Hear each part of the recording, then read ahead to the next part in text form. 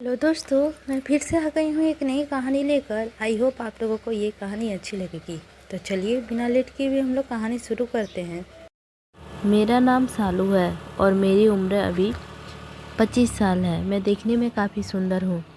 मैं अपनी शरीर की बनावट से दिखने में थोड़ी बड़ी लगती हूँ। मेरे चेहरे की बड़ा बनावट आकर्षक है। रंग गोरा और मेरा शरीर ना तो बहुत पतला है और ना ही मोटा, एकदम मध्यम है। मैं गांव में रहती हूँ, इसीलिए दूसरी गांव की लड़कियों की तरह मैं जोरदार ही दिखती हूँ। ज़्यादातर सलवार सूट ही पहनती हूँ। मैंने केवल 10वीं क्लास तक पढ़ाई की है और उसके बाद घर पर ही रहती हूँ। बाहर से मुझे बहुत ही सीधी सादी लगती हूँ और साधारण समझा जाता है। मैं इतनी होशियार या चालाक भी नहीं थी, लेकिन सच कहूँ तो मेरी ज़िंदगी में कुछ ऐसे दिन आए जब मैं अपने हदों को पार कर लिया।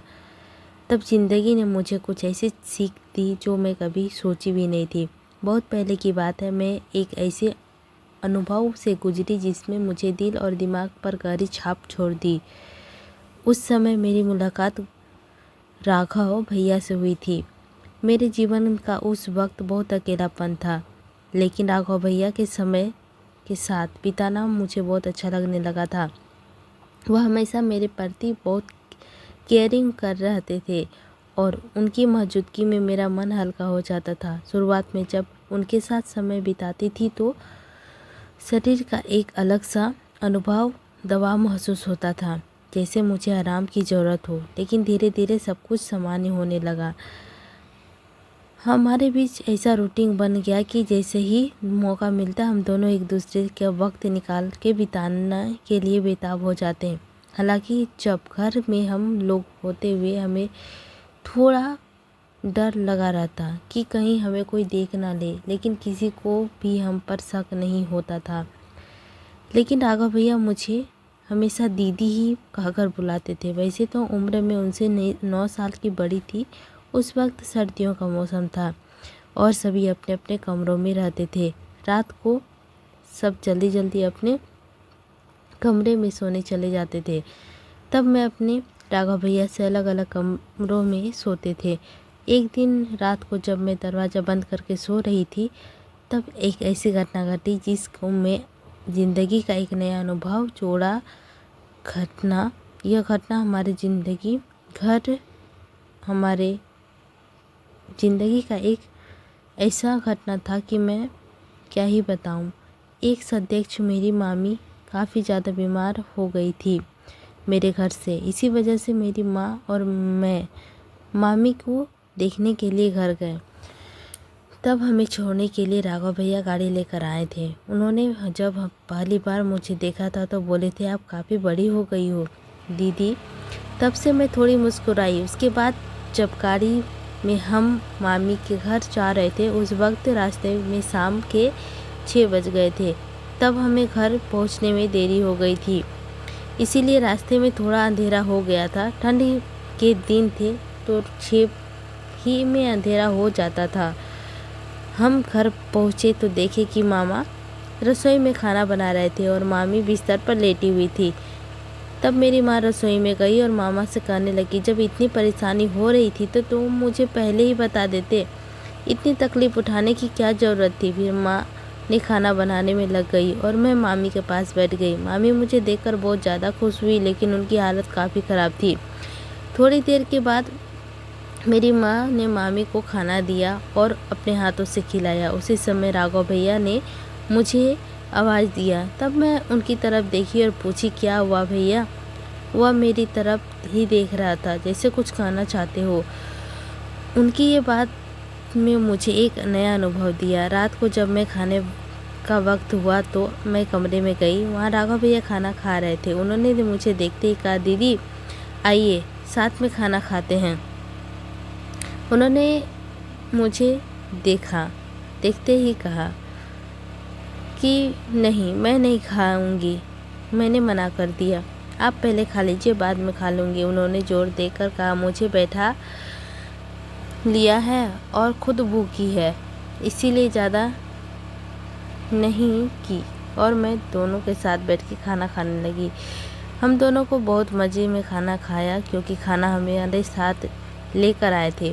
खाना खत्म होने के बाद मैं अपनी माँ के कमरे में सोने जाने लगी। तभी राघव भैया ने कहा, दीदी अगर आपको बुरा ना लगे तो हम यहीं मेरे कमरे में सो जाइए। उनकी यह बात सुनकर मैं हैरान रह गई और मैंने कहा कि नहीं, मैं माँ के साथ सोऊंगी। लेकिन तब बार बार वे मुझसे विनती करने लगे। आखिरकार मैं मान ही गई। ठीक है, यहाँ सो जाती हूँ, लेकिन पहले मम्मी को बता देना चाहती हूँ कि मैं आपके कमरे में सोऊंगी। इस पर राघव भैया खुद जाकर मम्मी को बताएं कि मैं उनके कमरे में सो रही हूँ। इधर मैं अपने सलवार कुर्ते बदल लिए, क्योंकि मेरे कपड़े थोड़े ज़्यादा टाइट थे। जब राघव भैया मुझे नए कपड़े में देखा तो वो मुस्कुराते हुए बोले, दीदी आप इस ड्रेस में कमाल की लग रहे हो, आप इतने खूबसूरत क्यों हैं? तब मैंने कुछ नहीं कहा, बस मुस्कुराकर बात बदल दी। फिर मैंने चादर ओढ़ ली और बिस्तर पर बैठ गई। राघव भैया ने अपने सोने का इंतजाम नीचे फर्श पर करने लगे। तब मैंने कहा, भैया बिस्तर पर ही सो जाओ, यहाँ काफ़ी जगह है। मैंने कहते ही राघव भैया चादर ओढ़कर मेरे पास बैठ गए। राघव भैया बहुत हंसमुख और मजाकिया इंसान थे। उन्होंने मज़ेदार बातें करने बहुत काफ़ी अच्छे से आता था और हंसाते भी बहुत अच्छे से थे। रात के करीब 12 बज गए थे, पता ही नहीं चला और ना जाने कब मैं सो गई। सुबह जब मेरी नींद टूटी तो मैंने देखा कि मेरे बालों से खेल रहे हैं। मुझे जगते हुए देखकर मुस्कुराते हुए बोले, गुड मॉर्निंग दीदी, कैसी हो? मैं बोली, बहुत बढ़िया भैया। फिर हम दोनों चादर के अंदर बैठ के बातें करने लगे। तभी उसी वक्त मामी राघव भैया को बार बार मेरी तरफ देख रहे थे मुस्कुराते हुए। मैंने पूछा, क्या ऐसे क्यों देख रहे हो? मजाक में बोले कि आपकी आंखें बहुत बड़ी और खूबसूरत है। सच कहूँ दीदी, आपकी आंखें मैं देखने में बहुत खुश हो जाता था।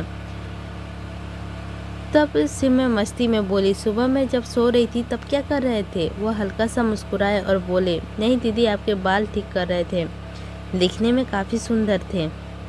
उनके चेहरे में अभी दाढ़ी मूंछ भी नहीं आई थी और चेहरा बहुत साफ था, लेकिन तुलना में उनकी हाइट थोड़ी कम थी। लेकिन कभी कुछ हरकतें मुझे कभी कभी हैरान कर देती थी। सुबह का वक्त थोड़ा व्यस्त था, मामी घर के कामों में व्यस्त थी और मामू काम पर जाने के लिए तैयार हो रहे थे। तब मैं भी मम्मी की मदद करने लगी। इतने में मामू खाना पैक करने के काम पर निकल गए। मेरी रोज़ सुबह नहाने की आदत थी, इसीलिए रोज़ की तरह मैं नहाने के लिए बाथरूम में चली गई और मुझे पता नहीं था कि भैया भी इसी वक्त नहाते हैं। जैसे ही मैंने बाथरूम का दरवाज़ा खोला तो मैं शर्म से लाल हो गई और तेज़ी से अपने कमरे में भाग गई। भैया उस वक्त नहा रहे थे, उनके चेहरे पर साबुन लगा था, इसीलिए उन्होंने मुझे देखा भी नहीं। लेकिन इतना ज़्यादा शर्मिंदा हो गए कि यह दृश्य बार बार मेरे दिमाग में घूमने लगा। कमरे में बैठकर मैं अपनी में ही सोच में खो गई और हल्के हल्के हंसने लगी। इतने में भैया नहाकर मेरे कमरे में आया। मुझे अकेला हंसते हुए देखकर उन्होंने मजाक से कहा, क्या बात है दीदी, आज तो तुम बहुत खुश लग रही हो।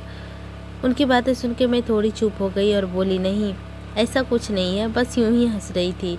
भैया ने मोबाइल चलाते हुए पास आकर बैठ गए और बोले, सच सच बताओ क्या बात है जो इतनी हंसी आ रही है? तब मैंने हंसते हुए कहा कि नहीं, कुछ भी नहीं, खास नहीं, बस भैया जिद करने लगे, बता दो बता दो।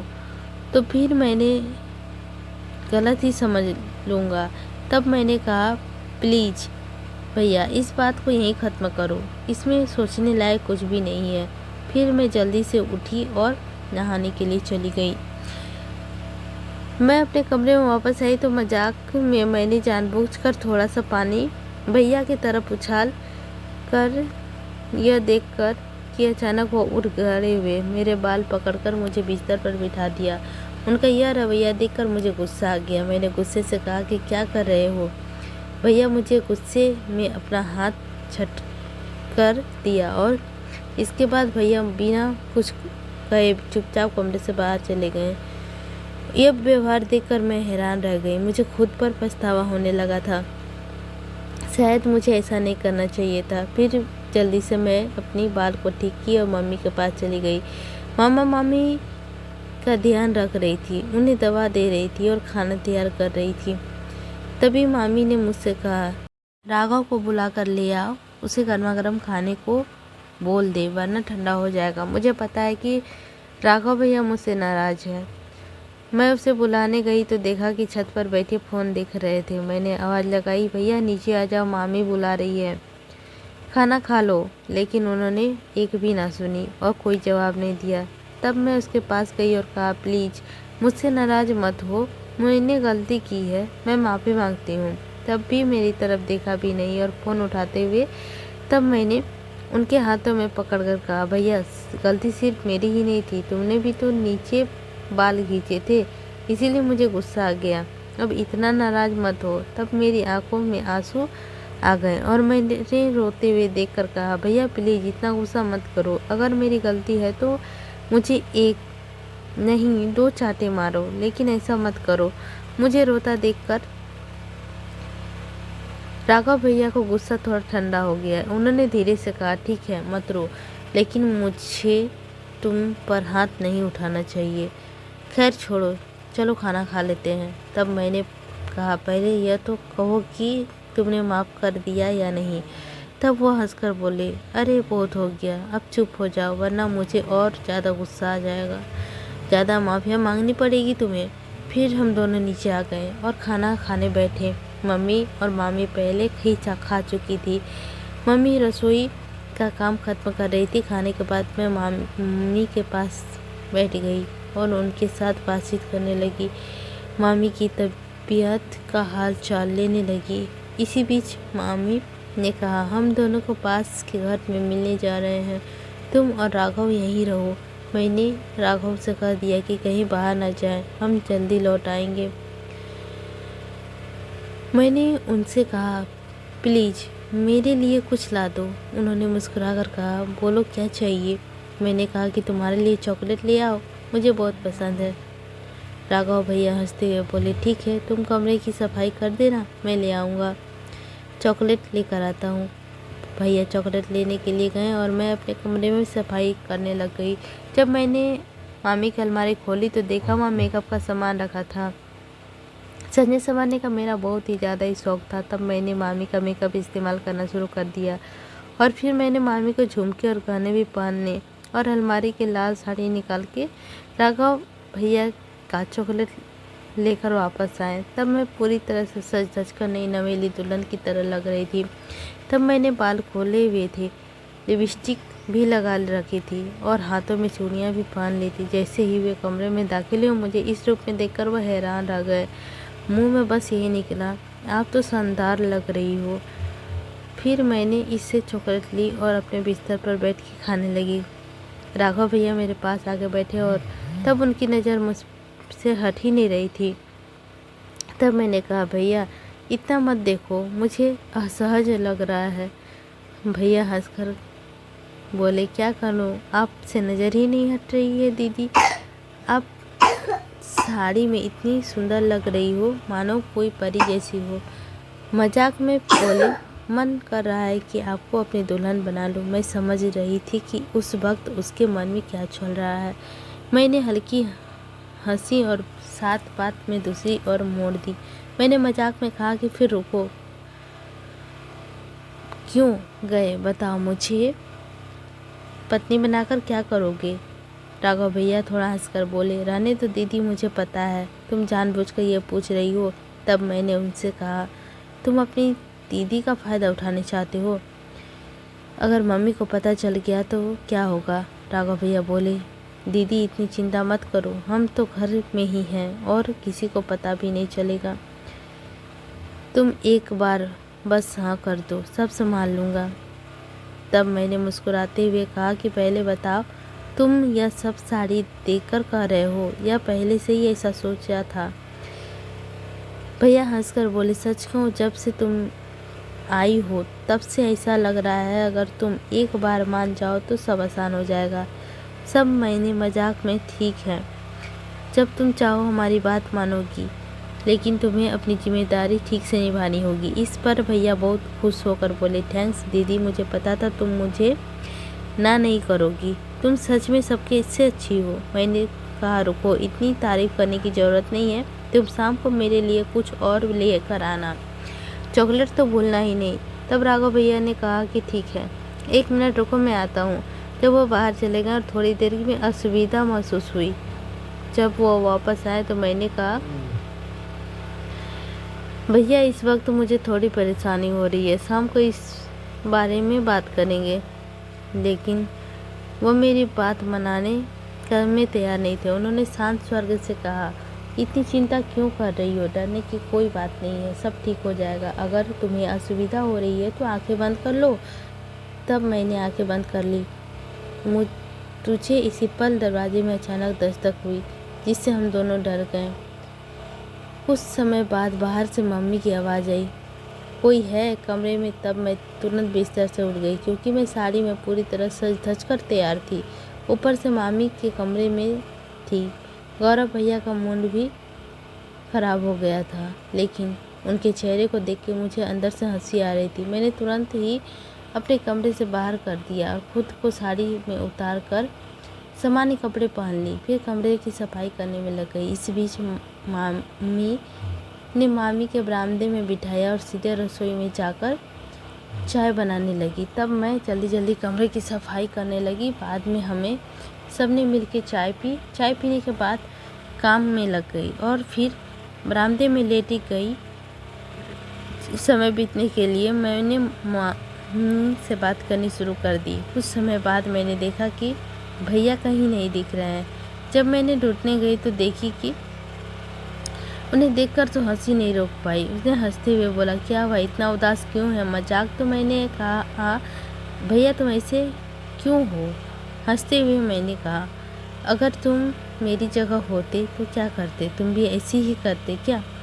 तुम लड़की हो इसीलिए इतनी बातें कर पा रही हो। मैं हंसकर बोली, ठीक है भैया, बस थोड़ा इंतज़ार करो, रात होने पर कोई डिस्टर्ब नहीं करेगा। तब भैया बोले, दीदी समस्या तो इसी रात का इंतज़ार का है, हर मिनट घंटों का हिस्सा लग रहा है। तभी मम्मी ने आवाज़ दी, तुम्हारे भाई बहन की बातें ख़त्म हो गई हो तो थोड़ा सा हाथ बटाओगे? मम्मी की आवाज़ सुनते ही मैं उठकर जाने लगी। जाते जाते मजाक में भैया ने कहा, याद रखना अगर चॉकलेट नहीं मिला तो मैं भी कुछ भी नहीं दूंगी। फिर मैं रसोई में चली गई। इसी बीच मामा भी घर लौट आए। तब मैं उनके लिए खाना परोस दिया। मामा जी भी बहुत थके हुए थे, हमारे साथ थोड़ा बैठकर बातें किए, फिर जल्दी सो गए। मम्मी मामी को खाना खिला रही थी, उन्हें दवाई भी दी। अपना खाना खा लिया। समय बीतने के साथ टीवी देखने लगी। सर्दी का मौसम होने के कारण सभी जल्दी बिस्तर पे चले गए थे।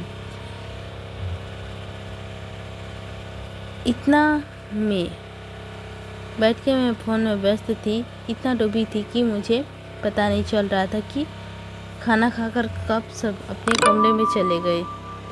मैं इसी का इंतज़ार कर रही थी कि अपनी रोज़ की सीरियल देखने में व्यस्त थी।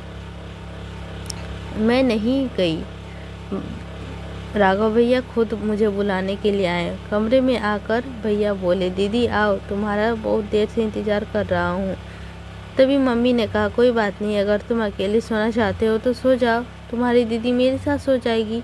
मम्मी की बात सुनते ही भैया जल्दी से बोले, नहीं नहीं, हम तो बस बातें कर रहे थे, वैसे भी कुछ दिनों से आप लोग चले जाएंगे, फिर पता नहीं कब मुलाकात होगी, फिर दीदी के साथ खेल पाऊँगा। तभी मम्मी का कहते हुए कहीं मम्मी भैया सही कर रहे हैं। इसके बाद मम्मी ने कहा, ठीक है, तुम जैसे चाहो वैसे हम कमरे में चले जाएंगे। कमरे में जाते ही राघव भाई ने जल्दी दरवाज़ा बंद किया। तब मैं समझ गई कि भैया अब तो मुझे इंतज़ार नहीं कर पा रहे हैं, लेकिन तब भी मैं मम्मी और मामी जाग रहे थे।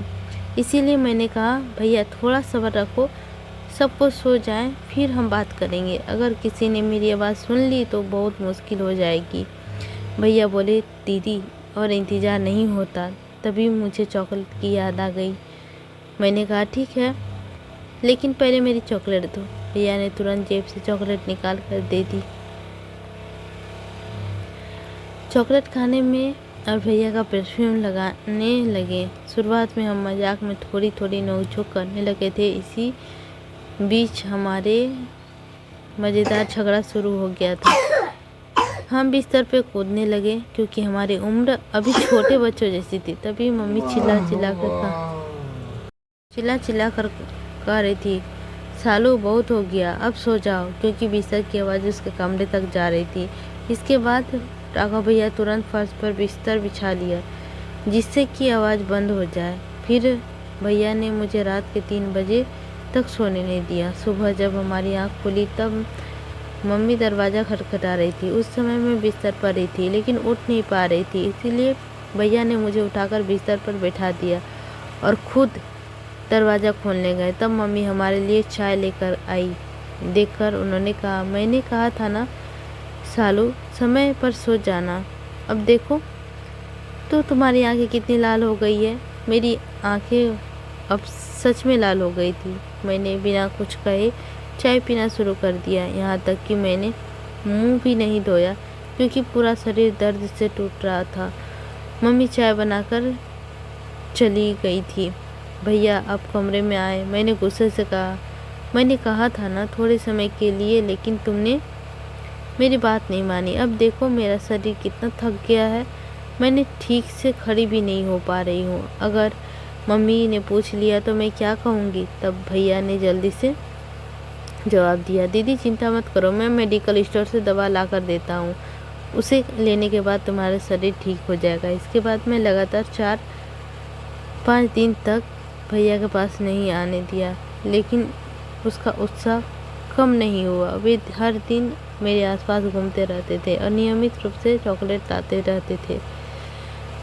भैया सारे काम कर लेते थे, मैं जो चाहती थी हंसते हंसते कर देते थे, इसीलिए मैंने भी उनका मजाक लेना शुरू कर दिया था। कभी कभी उनके पैर का दर्द भी कम करने के लिए मसाज करवा लेती थी, कभी सिर मालिश करवा लेती थी। मस्ती में कभी कभी हल्के से मार देते तो सारा दिन उनके फ़ोन पर सीरियल देखती।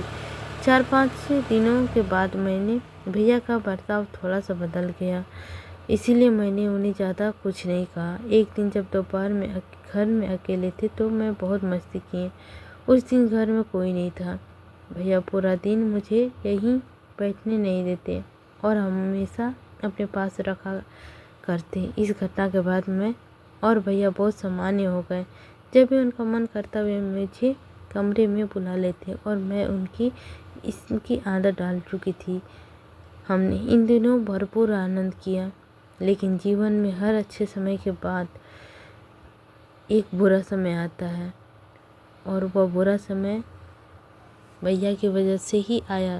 दरअसल 20 दिनों के बाद हमें गाँव लौटना था और मामी काफ़ी स्वस्थ हो चुकी थी। हमें वहाँ बहुत दिनों हो गए थे। अब मम्मी ने अचानक वापसी का फैसला किया और उन्होंने पापा को भी कुछ नहीं बताया। जब मैंने और भैया को यह सुना तो बिल्कुल अच्छा नहीं लगा। तब मैंने बोले, दीदी जाने से पहले आखिरी बार थोड़ा समय दे दो, कौन जाने फिर कब मिलेंगे। अब मैं अंदर से भी तैयार थी, लेकिन उस दिन घर में सभी लोग थे, यहाँ तक कि मामा भी आज घर में ही थे। तब मम्मी भी बोले, दीदी आज रुक जाओ, मैं कल तुम्हें बस स्टैंड तक छोड़ दूँगा। यह सुनते ही मैं थोड़ी खुशी हुई क्योंकि एक रात हमारे पास है। तब आखिरकार मम्मी भी मान गई। फिर हम बहुत बेसब्री से रात का इंतज़ार करने लगे। जब रात हुई तो जल्दी से खाना खा के हम लोग सोने चले गए अपने कमरे में। तब हमें असावधानी हो रही थी, दरवाज़ा को ठीक से बंद नहीं किया था।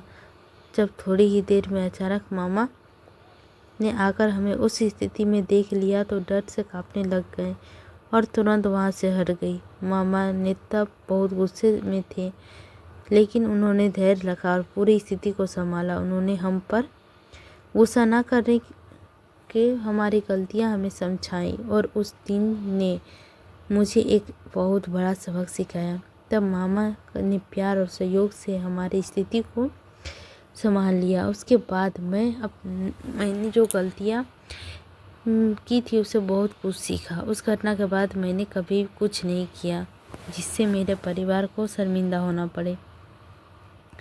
तो दोस्तों, हमारी ज़िंदगी की यह गलतियाँ हो सकती है, लेकिन उसको सीखना सबसे ज़्यादा महत्वपूर्ण है। अगर आपके जीवन में कुछ ऐसी स्थितियाँ आई है तो उसे संभालने की कोशिश करे और पूरे परिवार के साथ हमेशा खुल के बात करे। यह कहानी हमें सिखाती है कि किसी भी रिश्ते की सीमा में रेखा होनी चाहिए महत्वपूर्ण होता है। अधिकतर निकटता कभी कभी गलतफहमियों के कारण बन सकती है, इसीलिए हमें हमेशा अपने और दूसरों की सुविधा को प्राथमिकता देनी चाहिए। परिवार के माहौल और रिश्तों का सामान्य रखना बहुत महत्वपूर्ण है। हमें यह सुनिश्चित करना चाहिए कि हमारे कार्यों का परिवार में किसी सदस्य का शर्मिंदा ना होना पड़े। इंसान से गलतियां हो सकती है, लेकिन उन गलतियों से सीखना और भविष्य में सही निर्णय लेना एक परिपक्व मानसिकता का परिचय है। किसी भी स्थिति में सचेत रहना आवश्यक है। दरवाज़ा बंद न करने की घटना एक छोटी सी गलती थी, लेकिन इनमें बड़ी समस्या खड़ी कर दी। इसे समझ आता है कि छोटी छोटी बातों में भी सावधानी बरतनी चाहिए, क्योंकि इसका जीवन में बहुत बड़ा असर पड़ जाता है। तो दोस्तों, यह कहानी थी हमारी आज की छोटी सी कहानी। यह कहानी आप लोगों को कैसी लगी कमेंट करके ज़रूर बताइएगा, और कहानी अच्छी लगी होगी तो लाइक कर दीजिएगा।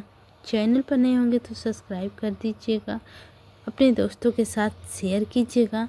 आगे इसी तरह रोमांचक कहानी हिंदी स्टोरी को सुनने के लिए बेल आइकन को प्रेस कर दीजिए, ताकि जब भी हम कहानी स्टोरी डालें सबसे पहले आप लोगों को मिले। तो मेरी इसी तरह कहानी सुनने के लिए आप लोग कभी मिस ना हो। मिलते हैं अगली स्टोरी में, लेते हैं आप लोगों से विदा।